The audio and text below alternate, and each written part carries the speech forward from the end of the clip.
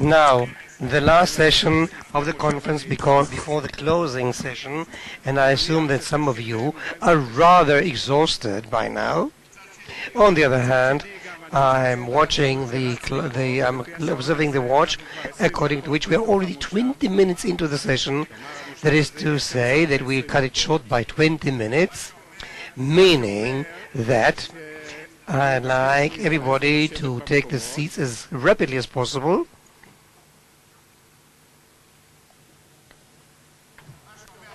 Meaning also that I'll be very brief in my introductory remarks, not to waste the time of the speakers whom we truly want to hear. One doesn't have to speak too much about the importance of relations between Israel and the United States. These relations are one of the basic elements of Israel's national security. We saw it tangibly during President Obama's visit in Israel. The meaning is that the status of the United States in the Middle East and its policy concerning various issues has pivotal importance regarding Israel. And that's a topic that we would like to discuss in this session. When I'm thinking about relations between Israel and the United States and the West and the Middle East, immediately I'm thinking about the paradox typifying recent years. This vogue, which is rather acceptable to speak about the decline of the United States. It is no longer a superpower world. Other powers are emerging: China, India, BRICS, various other names. Yet, when a problem surfaces in the Middle East, I haven't seen yet anybody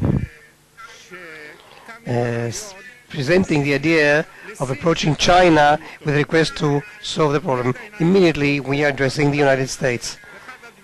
And I hope that during this session I will receive a certain explanation as to this paradox.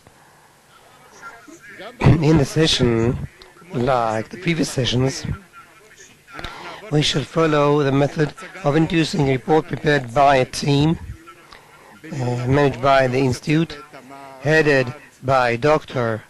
Oded Iran, former ambassador, former head of the Institute, currently a senior researcher. And then, after his introduction, his presentation, we'll have 3 respondents who will be relating to the report, I hope with criticism, as we expect. The first will be the U.S. ambassador to Israel, Dan Shapiro. In his case, I don't have to translate it into Hebrew because he knows Hebrew.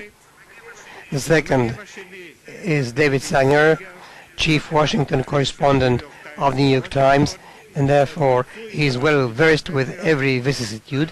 And the third is an Israeli expert, Avi Ben-Tzvi.